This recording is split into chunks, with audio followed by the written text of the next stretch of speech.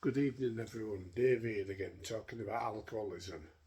It's all I know. 45 years I've been suffering with alcoholism, and it's a daily thing. Each day I have to say to myself, today I'm not going to have a drink. I go through the day, I might get cravings through the day, and I'll just deal with it each time. Even if I want to deal with it every 5 minutes, the craving leaves, it goes.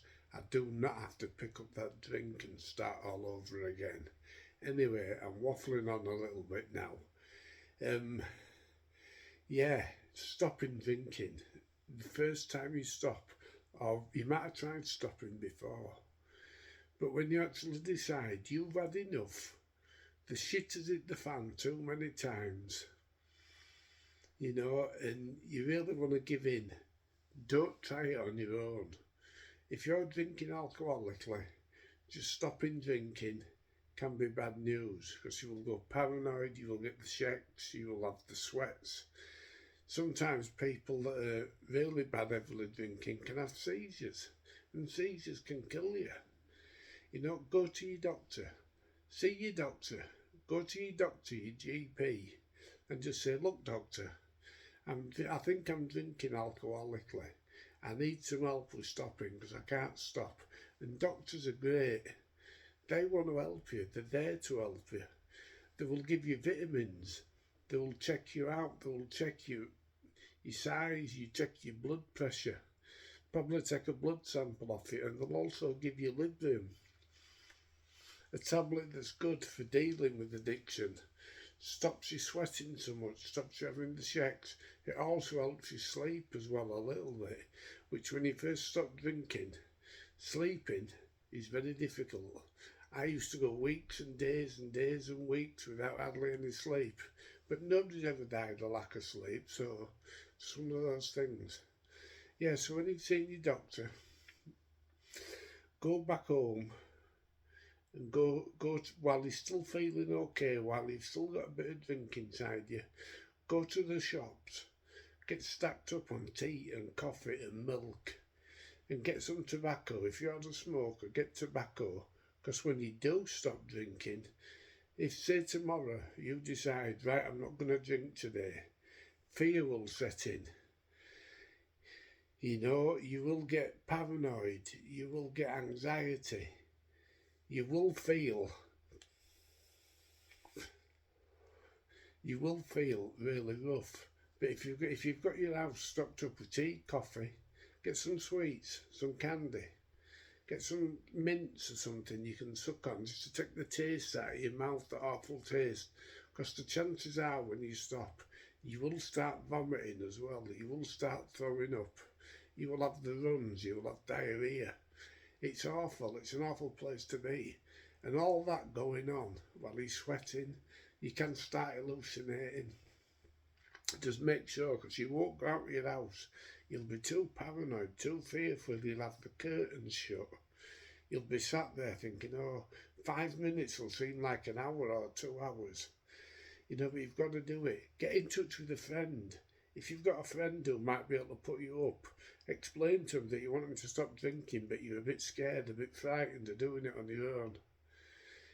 Or if you've got a friend that can come over and stay with you, just somebody to talk to, just to reassure you that you aren't going mad, that it isn't the end of the world. Because I'll tell you now, the friends you're drunk with, the ones that you're drunk with that drink alcoholically, they're not bothered.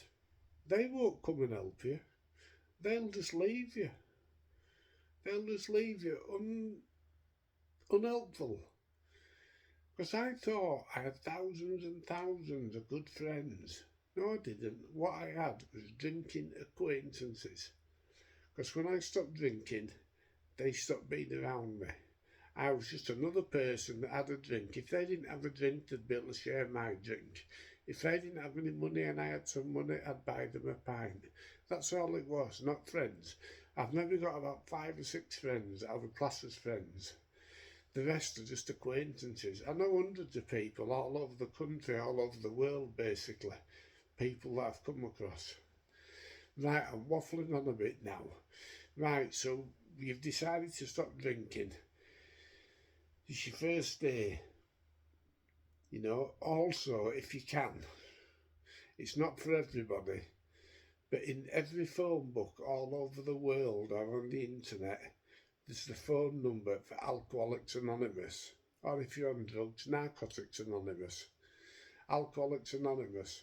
Get the phone number, give them a ring. You will be frightened, you will be a bit fearful of giving them a ring. You know, but ring up. It'll only be an alcoholic like me or like you that's sober that will answer the phone. Very helpful, will talk you through it. If you feel rough, they might arrange for somebody to come round and have a talk with you, see how you are. And that's good, because it's only another alcoholic, but a sober alcoholic that might come and see you. And they will tell you where the nearest meetings are. Alcoholics Anonymous is not for everybody. It's only for a few people. But a lot of people, a few people, as I say, I said that wrong, a few people don't get on with AA for whatever reason, I don't know. Maybe they haven't had enough to drink. Maybe they've still got more drinking inside them. But AA helped me. I went to my first meeting in 1979. I was 15 years old. I'd gone to the doctors because I felt rough. My mum had taken me to the doctors, and the doctor said, "Dave, as far as I'm concerned, you're drinking alcoholically.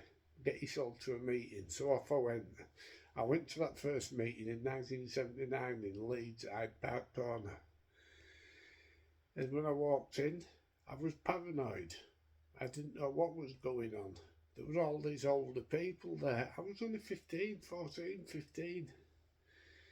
And all I could hear was alcoholics talking. I never said a word. I just sat there silently and listened. All I could hear was alcoholics talking about they'd crashed a car, they'd been in jail, they'd upset the children, the wife had fallen out with them, they'd had to sell their house.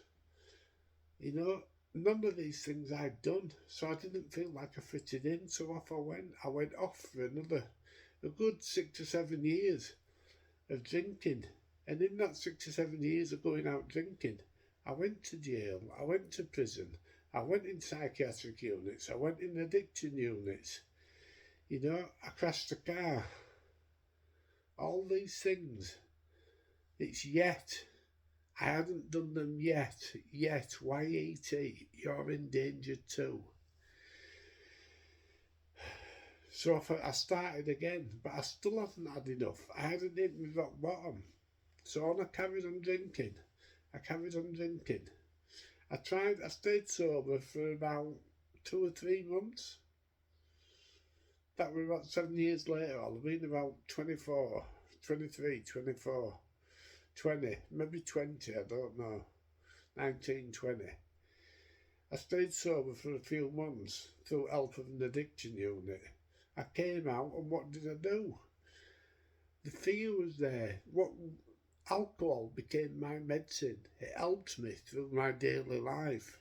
I just got a drink and off I went.